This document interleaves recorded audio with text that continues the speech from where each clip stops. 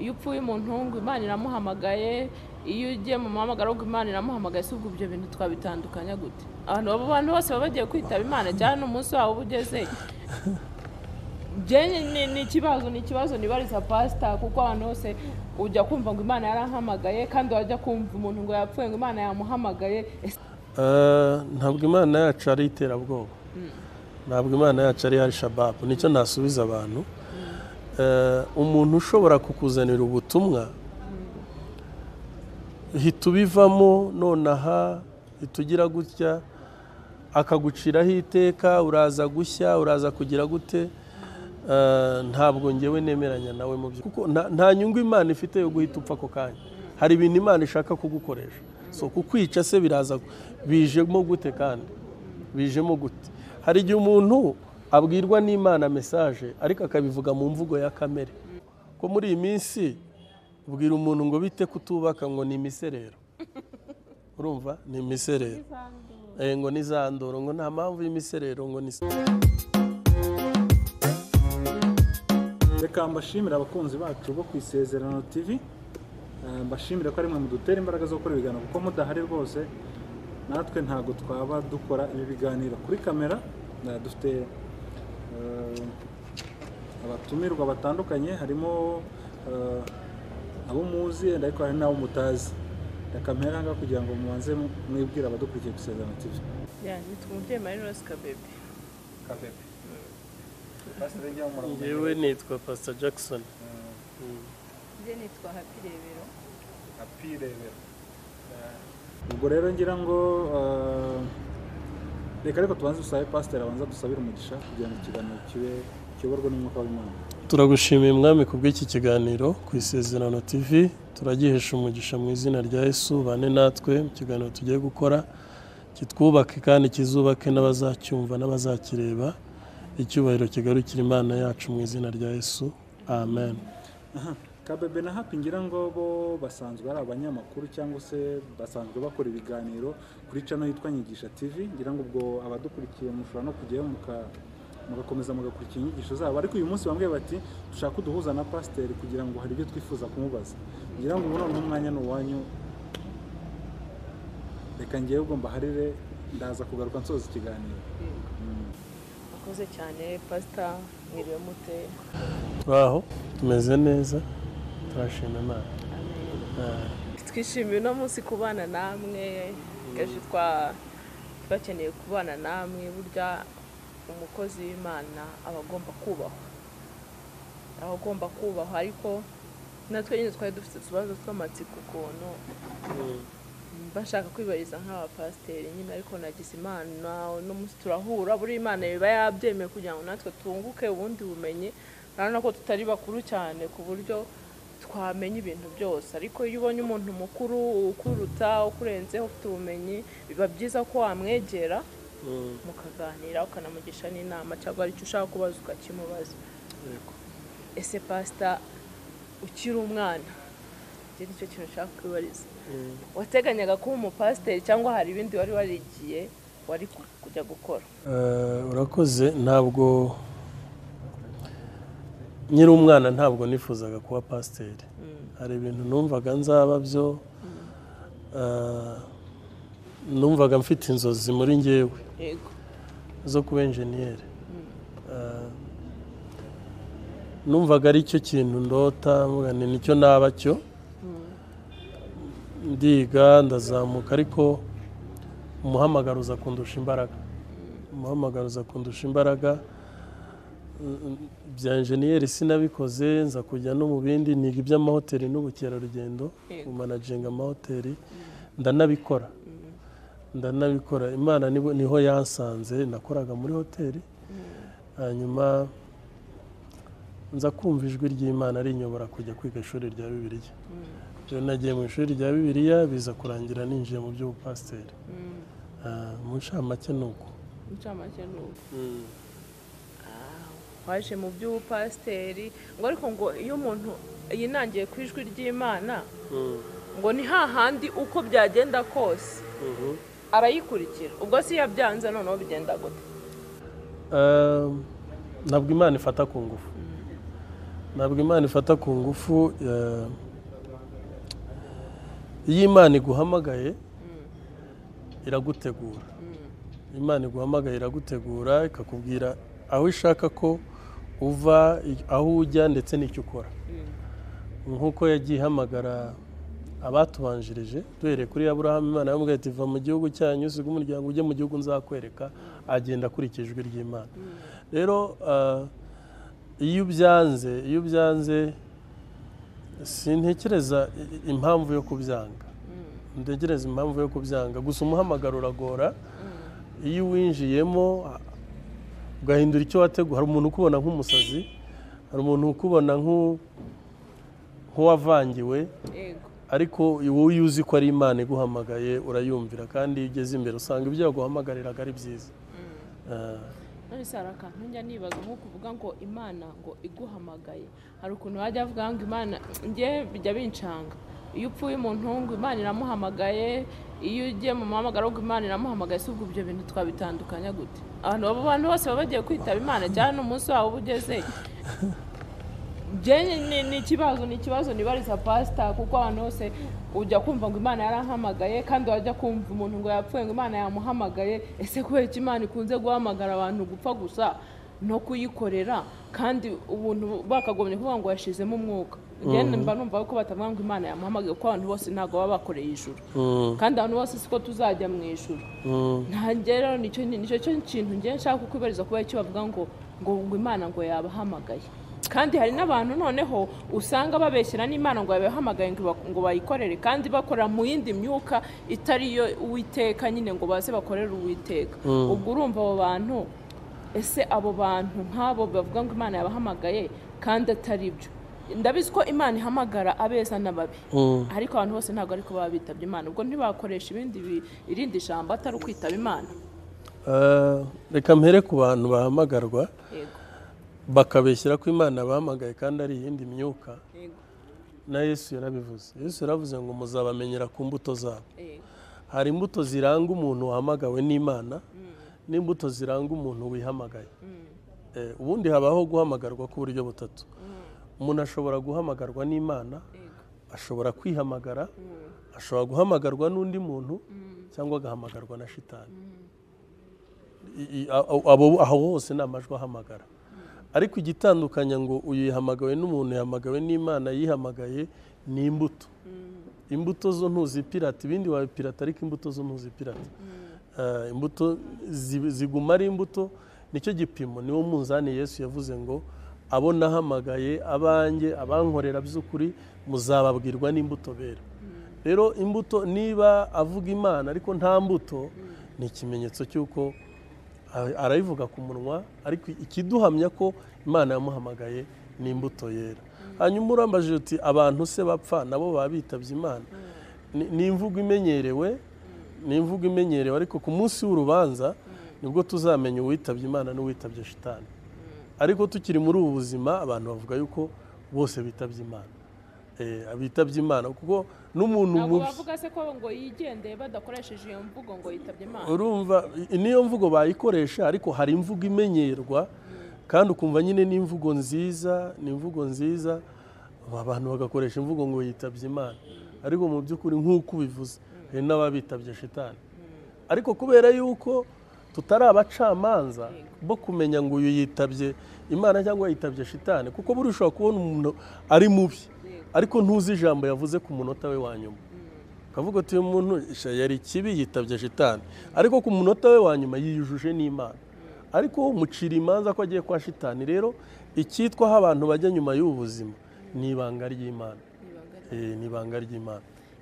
Akandi kabazo k'amatsiko njye nari mfite, hari ukuntu urota inzozi, ukarota inzozi z'ukuri pe, ukaba wumva ko ari ukuri, ariko umuntu waba warose inzozi mbi bakavuga ngo ngo shitani ngo yakugendereye, kandi izo nzozi ari inzira wenda tuvuge mu buryo bwiza. Ushobora nko kurota inzozi nka bati ndose pasiteri gutya na gutya mu buryo bubi.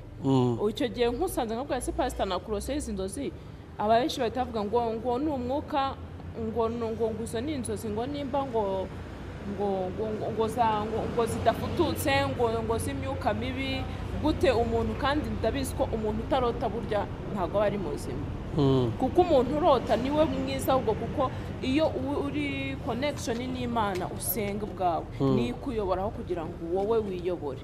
Nk'ubu ngiye nshaka kuza nkavuga ati pastor rero naraye ndose gutya na gutya, ariko wakumva ko ibyo bintu ari byo ukahita umbwira ati iyo ni imyuka bibi, ni imyuka mibi, kandi ibyo nakuroseho ni ibintu ubona ko nawe uzi, ariko kubera ko ubizi unyirukaniye mu maso yawe. Icyo kintu kijya kibaho ku bapasiteri, nawe ujya ukigira? urakoze. hari amoko atatu y'inzozi. hari inzozi zituruka ku Mana. Izi nzozi umuntu azirota asinziriye, ushobora no kutazirota usinzira, ariko ukumva ushyizweyo ukagira ibintu urota, ukagira ibintu ubona. Hakaba n'inzozi z'imiruho. Inzozi z'imiruho ni inzozi z'ubuzima twirirwamo, ibintu wabonye waba uryamye ubwonko bukangira bukabigarura, ntabwo bivuye ku Mana. Ni inzozi z'imiruho. Hakaba n'inzozi z'abadayimoni. Aha tujya dusengera abantu rwose, usanga umuntu afite umugabo w'ijoro, afite umugore w'ijoro, ararota ry'ibintu, agwa mu myobo, ahekenya amenyo, hari ibintu bimuzirika, abarozi, rota ari mu marimbi, harya inyama mbisi kandi abibona. Rero ku kibazo cy'inzozi umbajije umubwira uti uroteye umukozi w'Imana, umurotera inzozi urazimuhaye, hanyuma akwirukaniye kuri. Ubundi Bibiliya ntabwo itwemerera gufata ibintu byose tubwiwe ngo tubyirukane, nta nubwo itwemerera kubyakira byose, itwemerera kubigenzura. Uvuga ngo niba umbwiye iki kintu reka nkigenzure. Gishobora kuba kiri mu buzima bwanjye, gishobora kuba kitari cyaba Imana igira ngo mbe maso, icyo kintu ni kibi.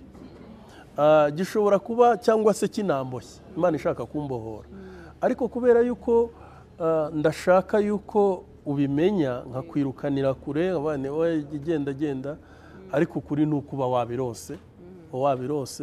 Umuntu akwiriye kubyumva akabigenzura, niba bihari ari ibyiza akabyakira, niba ari ibibi akabyirukana. Ari umukozi w'Imana izo nzozi akazigenzura. Hari abantu rero bakunda nanone kurota inzozi, agahita yumva ko icyo kintu arose ari ukuri, akakirota akavuga ati iki kintu ni ukuri, iki kintu ni ukuri, kandi mu by'ukuri atari ukuri. Umuntu akwiriye kumenya kugenzura izi nzozi z'uburyo butatu nkubwiye: inzozi z'imiruho, inzozi zivuye ku Mana, n'inzozi zivuye kuri shitani. Hakaba n'abantu babeshya akaguhimbira ati nakuroseho ibi n'ibi, kuko umuntu warose aba ari wenyine mu nzozi, ni mu cyumba cy'umuntu wenyine, ku buryo udashobora kumuhakanya. Akaba undi avuga ati ibyo bintu warose ntabiriho, ntabibaho, ahubwo ni ukunyanga, ni uko ari ibyo usanzwe unyifuriza.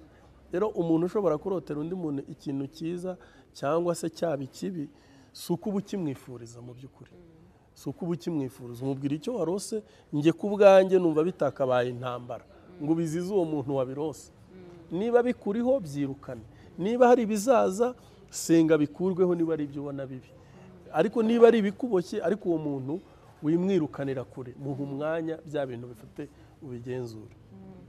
None se pastor, ko hari nk'ukuntu umuntu udasenga agira inzozi arota, wenda akarota wenda hari ukuntu umuntu ahuguza akavuga ati buriya ntago yandoterana umupagani, kandi nzi ko Imana igenderera ababi nabe. Icyo kintu ndacyakiriho, kuko hari umuntu wigeze kurotera undi kandi arotera nk'umukozi w'Imana, avuga ati we ntago twavugana kuko ntago ukijijwe, nta nubwo uri n'umurokore, nta nubwo Imana yagucishamo, kandi ibintu yamucishijemo byahise bisohora, ariko ntiyabyumva, kandi yabyumva mbere byari kumugirira neza, ariko we yaramupinze ngo kuba ko ngo adakijijwe. Yego. Nkawe nk'umuntu uje gusanga adakijijwe akakubwira ikintu, wabyifatamo ute? Ku kirebana n'inzozi. Yego. Hari impano abantu bafite karemano. Umuntu ashobora kukurotera ikintu adakijijwe, ariko yakikubwira kandi koko kikaba ari cyo. Hakaba umuntu uvuga ati njyewe nta kintu navugana n'umuntu udakijijwe.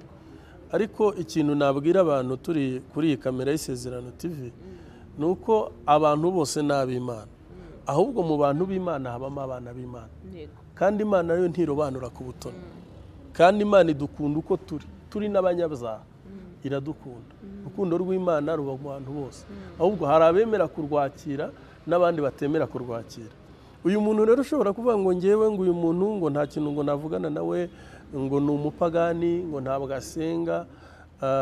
Muri Bibiliya tubona abantu Imana yagiye ikoresha, ntabwo bose ariko basengaga, kandi hari abagiye bakora ibikorwa byiza rwose, kandi bagakora ibikorwa by'indashyikirwa.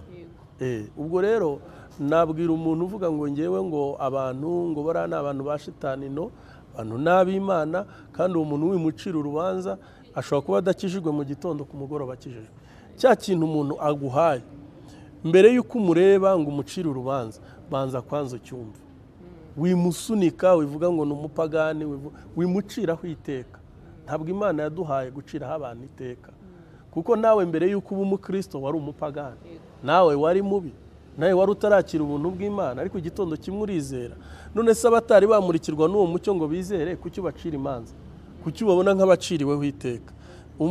Ngewe rero igisubizo nagusubiza, navuga ngo umuntu uri hariya ashobora kuba atari yakira ubwo buntu bw'Imana ngo akizwe amere nkawe, ariko Imana imukoreramo. Tubona abantu batari abarokore bakora ibikorwa byiza, bambika imfubyi cyane, bakazigaburira, bajya mu bitaro bakishyurira abantu babuze uko bataha, bakarihira abantu mitiweli, bagakora ibikorwa byiza by'urukundo. Ibyo bikorwa bakora ni ibikorwa by'ubumana. Rero niyo ntambwe igihe kiba kizagera bakayakira, ariko ntukwiriye kubaciraho iteka. Numva ari cyo nagusubiza. Nese pastor, Imana igira igitugu, ikoresha igitugu ku bantu bayo gute?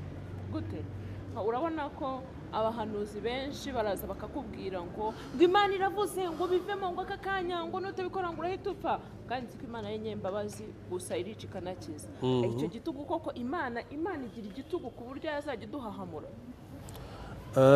Ntabwo Imana yacu ari iterabwoba, ntabwo Imana yacu ari Al-Shabaab. Nicyo nasubiza abantu. Umuntu ushobora kukuzanira ubutumwa hita ubivamo nonaha, itugira gutya, akaguciraho iteka, uraza gushya, uraza kugira gute. Ntabwo ngewe nemeranya nawe mu by'ukuri. Imana yacu ni Imana y'ubugwaneza, ni Imana y'imbabazi, ni Imana y'urukundo. Ikintu ikubwira, irakubwira ngo iki singishaka, iki singishaka, ariko ntabwo ikubwira ngo urapfa, kuko nta nyungu Imana ifite yo guhita upfa ako kanya. Hari ibintu Imana ishaka kugukoresha. So kukwica se biraza bijemo gute? Kandi bijemo gute? Hari igihe umuntu abwirwa n'Imana message, ariko akabivuga mu mvugo ya kamere ya kimuntu, ushaka ko ibintu bita bihinduka, bita bigira gute. Na Yesu byabayeho mu gihe cya Yesu. Yesu yagendanye n'abantu batari bahinduka. Iyo turebye ba Petero bari batarahinduka, kuko gukizwa ni umunsi umwe, ariko guhinduka ni process, ni intambwe, ni urugendo. Kandi uyu muntu iyo wamubwirije ijambo ry'Imana, ubutumwa bwiza bukinjira muri we, agenda arushaho guhinduka, agira ibyo areka, agira ibyo ahindura. Ariko ntabwo umukuza y'igitugu, umukuze y'iterabwoba, Imana irakwica, Imana irakurimbura, uraza gushya, nibyo. Ariko se uwo muntu ubwo butumwa uri kumubwira bukeneye urukundo? Ikintu rero gitumye mvuga kuri je, wenda abantu ara ukuntu abantu batwumva nabi. Mfite abapasiteri nkabangaye kuri phone, ngira abapasiteri benshi kuri telefone yanjye, ariko ejo bundi umupasiteri yanyobeyeho. Sinkunda kwambara nabi, sinjya nambara mini, ndi handi kugenda, yewe nta n'imico mibi ngira ku bwanjye, ndabivuga ku bwanjye n'umutima wanjye, kuko ntago umuntu nshobora no kubeshya cyangwa ushobora kuvugisha ukuri, ariko kubera ukuntu nzi Imana ko nta mikino igira, kandi nkaba nzi kuri uriya mugabo harimo ibyiza, harimo n'ibibi mu kiganza cye. Ngewe ejo bundi umupasiteri yarambwiye, abonye na postinze ifoto, nta nubwo nari nambaye ikanzu ngufi, ni ikanzu igera hano, arambwira ngo ucunge ngo sana, ngo ndabona ngo ushyushye cyane. Namwe se nshyushye gute? Ngo reba ukuntu gusigaye wambara. urumva ko icyo kintu njyewe niyo mpamvu mvuga ngo nzajya nsenga ku giti cyanjye ariko ngira umuntu mvuga ati uyu muntu ndamwizeye wenda yanampa na gutya na gutya ariko urumva yambwiye amagambo mabi ndamubwira ati jya umenya ibyawe kandi ni umuntu mukuru jya umenya ibyawe bitari ibyawe ugira gute ubireke arangije arambwira ngumva ngo ndakubwiye ngo abantu benshi ngo bari gupfa ngo nawe utisanga mu ndangi ndamubwira ngo abo ni bariya nanjye ninjye ku giti cyanjye njye ninjye uzi ibyo nkora ninjye uzi ko ngomba kugenda ninjye uzi ko ngomba kwicara kuko uwiteka niwe uzi imyicarire yacu n'imihagurukire yacu n'imigendere yacu ntabwo rero wowe ugomba kumenya urumva ko yazanye ibintu by'igitugu kandi njye ntabwo nyankunda umuntu uzana ibintu by'igitugu nimba ari Imana iyo utarayimenya nayo irakwibwirira ubusa mu nzira zayo ikindi pasita uravuga wiki hari ukuntu abantu abakristo b'iki gihe cyangwa abahanuzi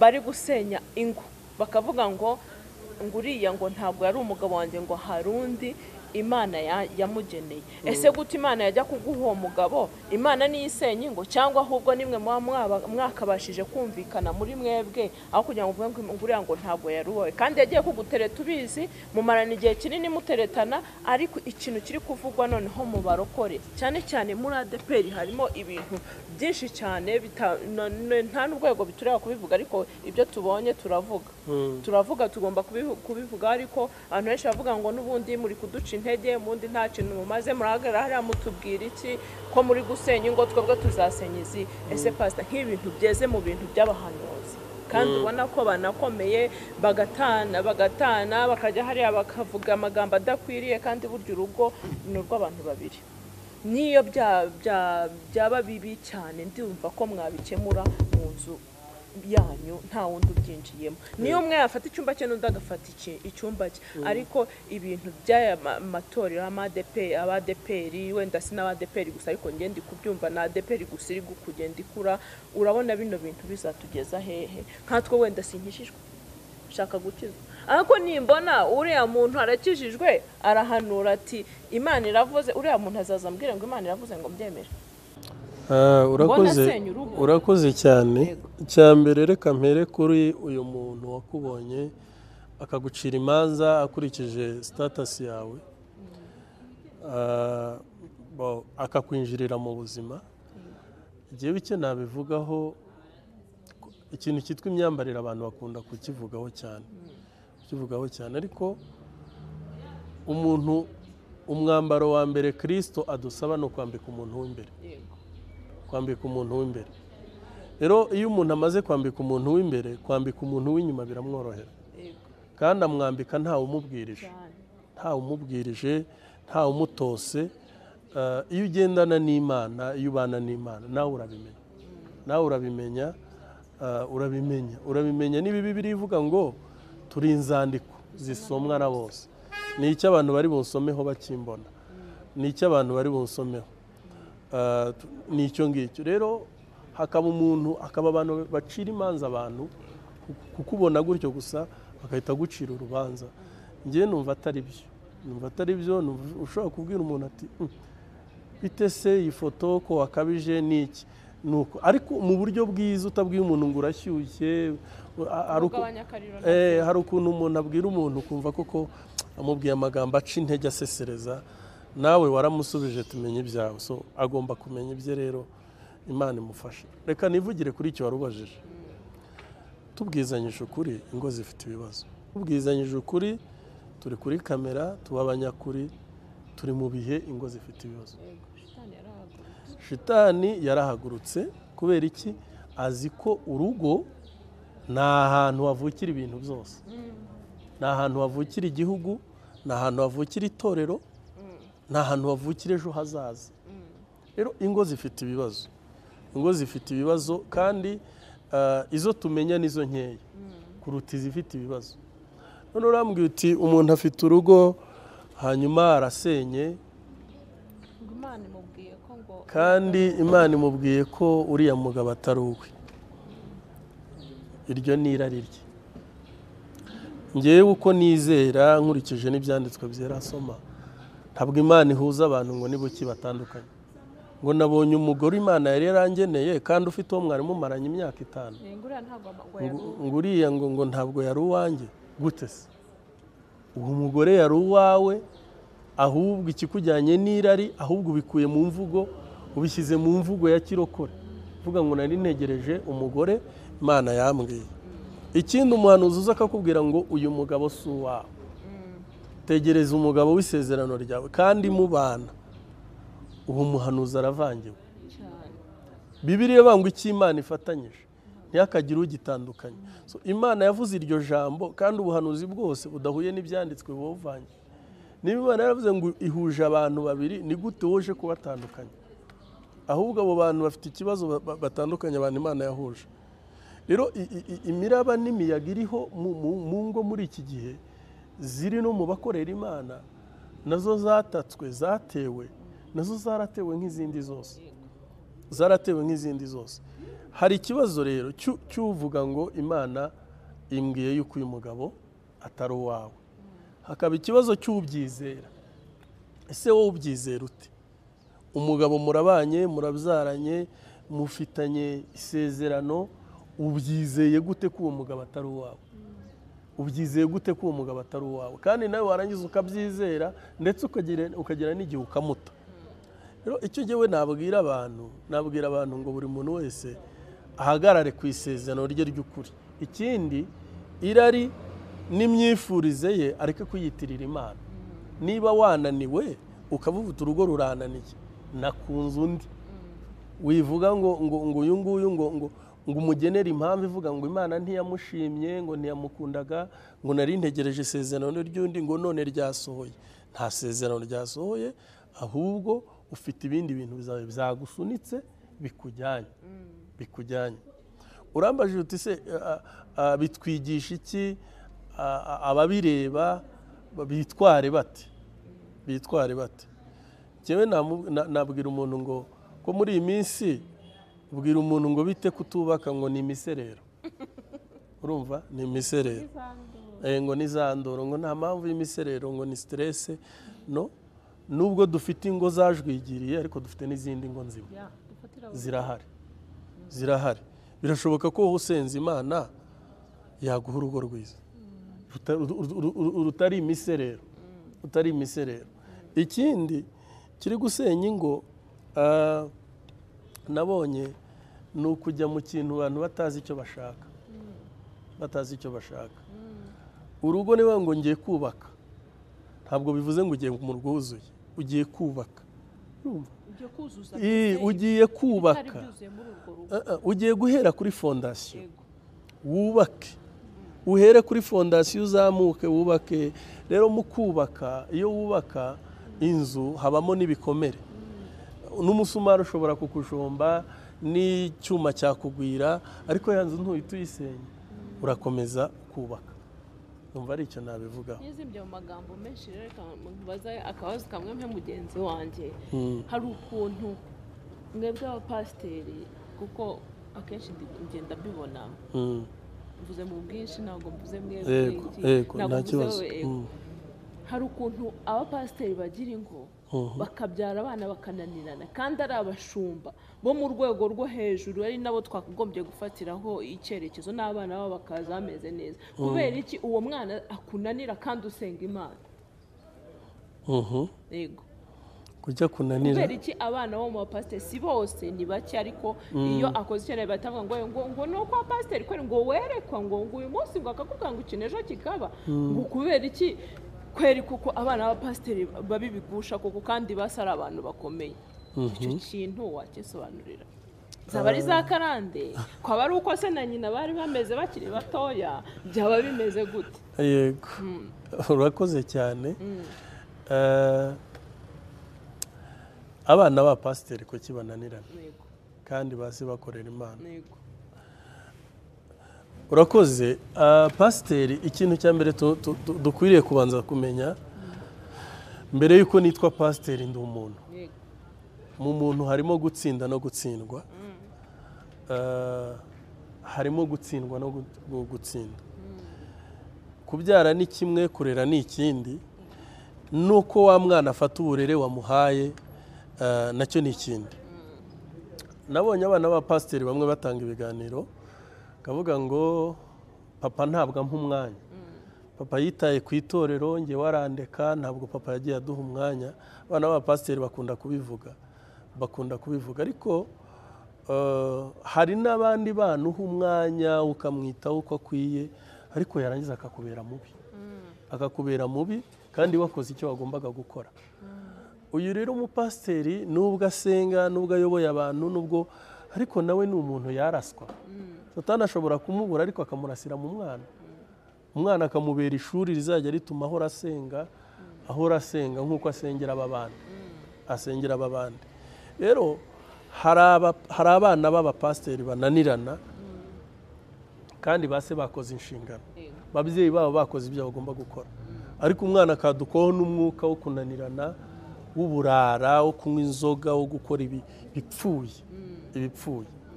Ntabwo rero bivuze yuko pasiteri ataraswa. Pasiteri ashobora kuraswa urugo rukamunanira, ashobora kuraswa umwana akamunanira, ashobora kuraswa umuhamagaro ukamunanira, kuko nawe ni umuntu. Hirya yo kuba pasiteri ni umuntu. Uyu mwana rero wa pasiteri wananiranye, nawe akwiriye gusengerwa no kuganirizwa, ariko ntibisobanuye yuko uyu mwana nawe atananirana. Umwana agushobokeye akakubera umwana mwiza, ibikurimo akabyumvira, uranezerwa nk'umupasiteri, ariko hakaba igihe umwana yadukaho n'umwuka utazi aho uturutse. Ariko ikindi reka mbaza kandi kabazo kamwe k'amatsiko kugira ngo mpe mugenzi wanjye, je mfite ibibazo byinshi nuko turi kukumara umwanya, turi kukumara. Oya, nta kibazo ndahari. Reka nkubaza kandi kantu k'amatsiko. Ejo bundi twakiriye umwana w'umupasiteri, iwabo ni imfura, ariko ngo yaratwise afite imyaka 15. Ise na nyina ngo nimba ari barevera, nimba ari baki, ntago biriya bintu ndabisobanukirwa neza. Urumva nabo barakomeye. Barangije baramwirukana, ngo ahesheje ngo ishema ribi ngo umuryango, baramwirukana atucishije umuryango ku buryo n'amazi yo kunywa batayamo. Ese abantu bakorera Imana nuko byakagombye kugenda? Ese bo ntago bigeze bakosa ku buryo wajugunya umwana wawe akajya kwiyahuza ibiyobyabwenge, yanagaruka azi ko ari ikosa wamukoreye, ukongera ukamujugunya ukavuga ngo ntago ngushaka amaso, ngo no mu bana nabyaye ngo ntago nakwita umwana. Ese icyo kintu pastor ari umwana wawe byagenze gutyo, nawe wamushugunya? Kandi ari mwe dufatiraho urugero rwiza. Urakoze cyane. Uwo mwana w'umukobwa bamuteye igikomere. Hari igihe umubyeyi ababara agafata icyemezo giteye ubwoba, niko navuga, kirenze igihano nk'umubyeyi. Umubyeyi arahana, ariko kandi hazamo n'urukundo rw'ububyeyi. Uyu mwana watwaye inda afite imyaka 15 akayitwara ari umwana wo mu bapasiteri, kandi pasiteri ashaka kurinda izina rye, ntabwo ntekereza ko umwanzuro ari ukwirukana uyu mwana, ngo umwirukane umuce, uradutukishije, uradusebeje, hanyuma nyuma yo kugusebya ariko wa mwana aracyari uwawe, uri bumwice. N'abanyarwanda banga ikigoryi kibi ikigoryi cya nyiracyo. Uyu mwana niba yakubereye umwana mubi, mugarure.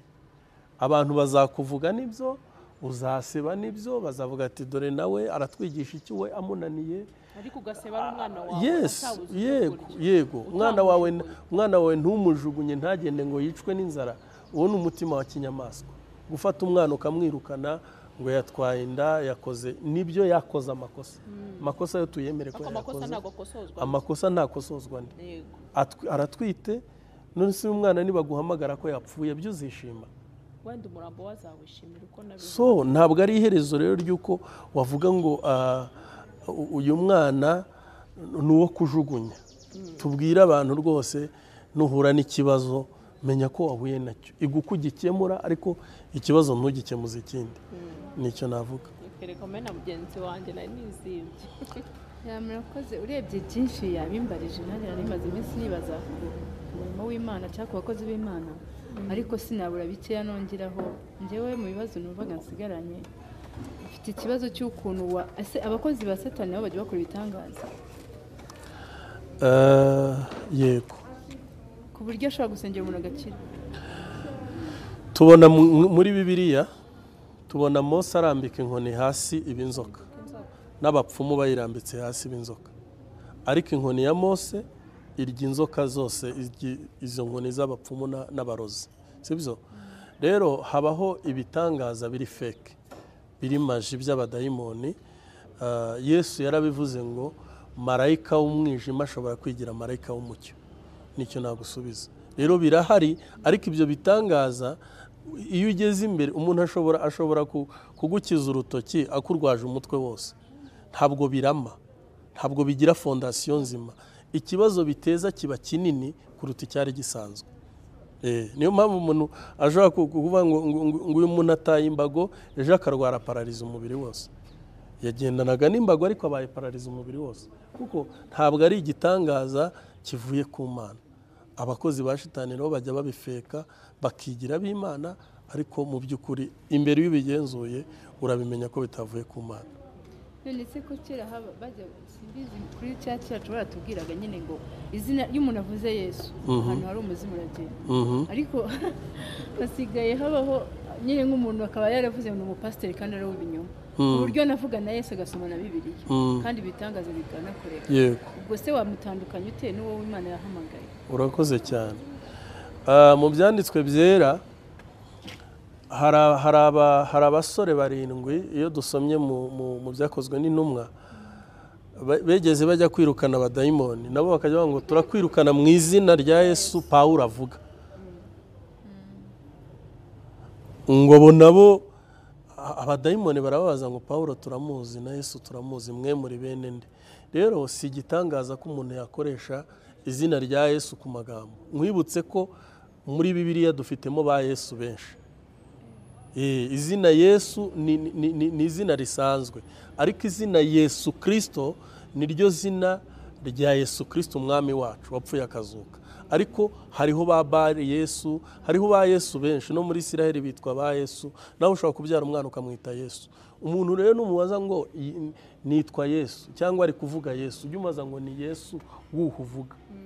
Ngiye nizera Yesu Kristo wapfuye akazuka, niwe mwami n'umukiza w'ubugingo bwanjye. Undashaka kukubwira ngo ngiye nizera Yesu, ariko duhe definition ya Yesu wizera ni uwuhe, ko tubona ibikorwa ukora na Yesu uvuga bidahura. Tubwire Yesu wari we. Ujye ubaza umuntu ngo Yesu uvuga ni uwuhe, uko abantu bavuga ba Yesu benshi. Ni nk'ubona mubwira ngo Imana, hari Imana nyinshi, ariko hari izina ry'Uwiteka Imana isumba izindi zose.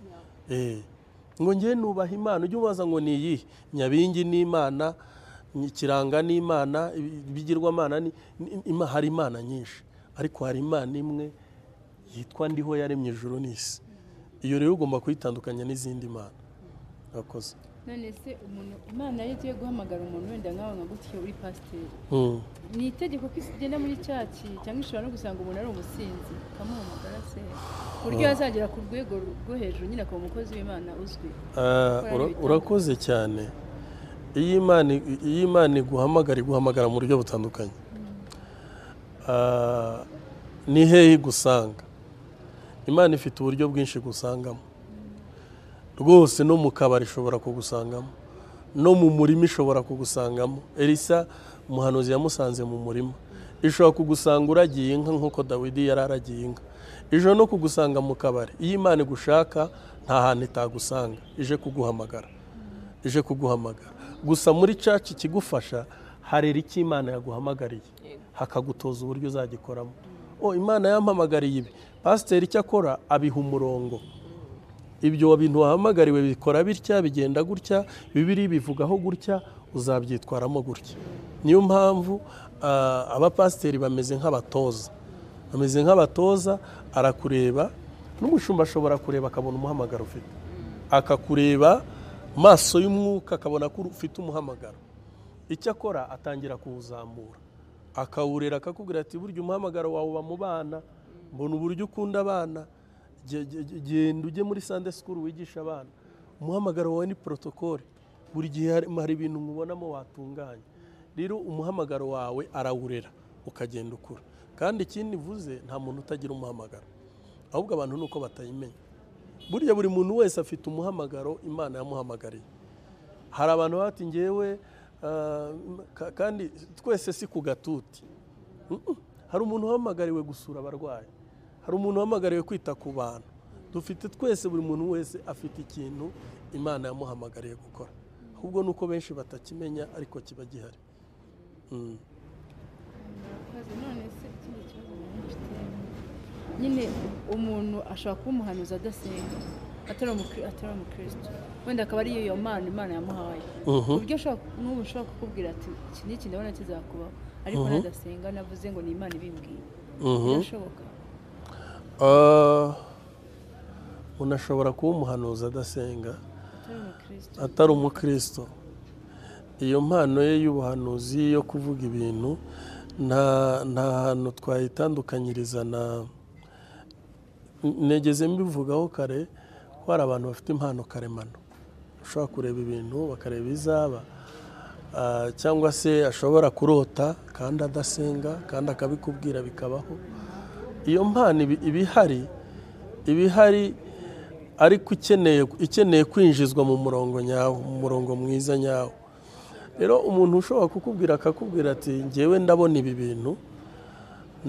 bintu babaho, ariko ntabwo twabyizera 100%, ntabwo twabyizera 100%. Ikindi dukwiriye kumenya ngo ni izihe mbaraga zibiri inyuma, ko n'abadayimoni bahishura ibintu, berekana ibintu, n'abapfumu barabivuga. Rero dukwiriye kumenya ngo iyi mpano, iri jambo, umwuka uri inyuma ni uwuhe. Ikintu cyose kiba gifite spirit iri behind yacyo. Ese ni umwuka w'Imana cyangwa ni umwuka w'abadayimoni? Kuko byose ukwiriye kubigenzura, nukwiriye guhita ubyakira, ubwo ukwiriye kubigenzura. Kandi ntabwo ako kanya yitwa umuhanuzi gutyo gusa ngo nuko ajya avuga ibintu. Hari ibintu biranga umuhanuzi, hari amahame aranga igihanuzi, tugendeye mu byanditswe byera. None se pastor, wewe wemera ko hari abantu bigize gupfaho bakazuka? Nyine hari umuntu uzi w'umuhanuzi yatubwiye ngo we yarapfuye agenda mu ijuru inshuro niba ari 3, yarongera arapfa ajya n'ikuzimu inshuro niba ari 2, ariko ubu ari ku isi. Ibyo bintu bibaho? Ubu ari ku isi. Yagiye ikuzimu inshuro 2, ndumva ari 2, no mu ijuru yagiye inshuro 3, no mu ijuru yagiye inshuro 3, none ari ku isi. Okay. Njyewe sindapfaho. Njyewe ntabwo ndapfaho, ntabwo ndajya mu ijuru, nta nubwo ndajya ikuzimu, njyewe ndacyari ku isi. Rero uyu muntu wapfuyeho akajya ikuzimu akajya asi, ntabwo nzi inzira yanyuzemo ajya ikuzimu, wenda muzamuze nawe wazana ikuzimu, ubundi wari ugiye gukora iki? Imana yamwerekaga hose ko hasa.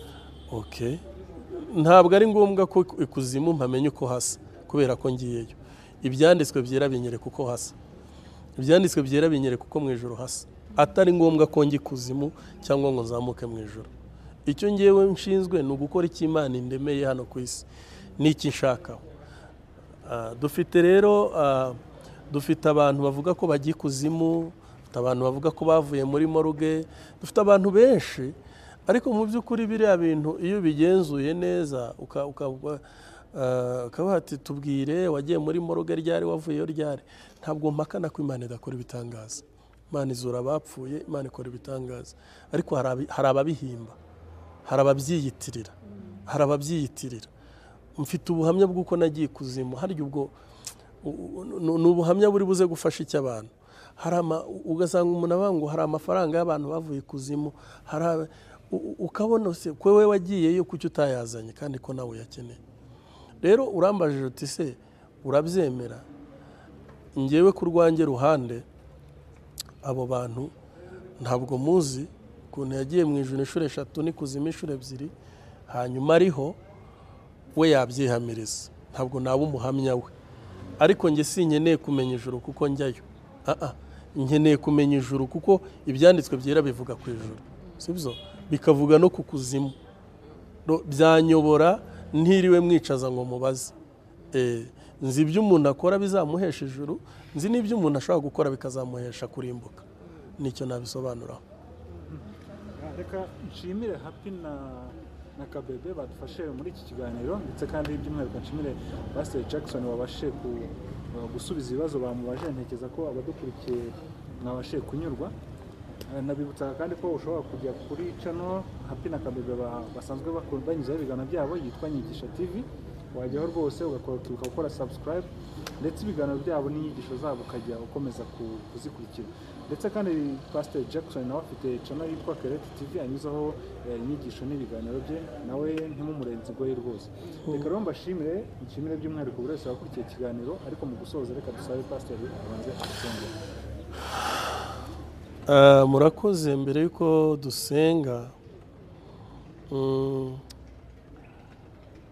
Imana iduhana umugisha. Bibiliya iravuga ngo muzamenye ukuri niko kuzaba batura. Icyo nabwira abantu badukurikiye ku Isezerano TV, nabwira ngo nimumenye ukuri, kandi ukuri ni Kristo, ukuri ni ijambo ry'Imana. Ni Yesu wabwiye abayuda bamwemeye, yarabwiye ngo muzamenye ukuri, kandi nimumenye ukuri kuzaba batura. Ikintu kiri kwica abantu ni ukugotomera ibintu kuko badafite ukuri. Iyo udafite ukuri, buri muntu wese akujyana mu nzira ashaka. Rero nk'abakozi b'Imana mukorera kuri aya macano, mwigisha abantu bamenye ukuri, kuko iyo umuntu atamenye ukuri arapfa, agwa mu mwobo, ararohama. Ni ibyo ngibyo. Reka rero dusenge kubw'iki kiganiro mwakoze, kubw'ibibazo mwambajije. Namwe Imana ibagure mu izina rya Yesu. Bagure, namwe muri abahanuzi b'Imana.